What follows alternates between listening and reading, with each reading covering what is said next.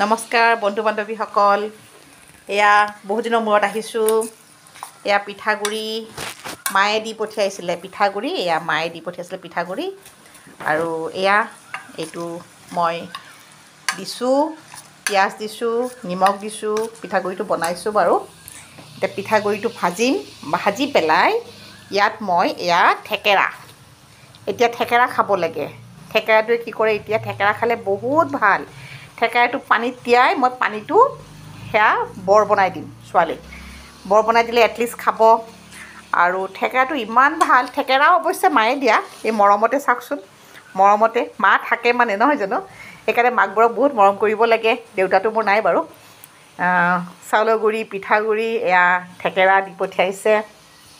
আৰু থেকেৰা দি মই ছোৱালীক টেঙা আঞ্জা বনাই খুৱাম। এতিয়া গৰমৰ দিন আহিছে ন, লাহে লাহে থেকেৰাটো বহুত প্ৰিয়। আৰু আপোনালোকে বাৰু থেকেৰা আঞ্জা কোনে কোনে ভাল পায় কমেণ্টত জনাবচোন। Thank U.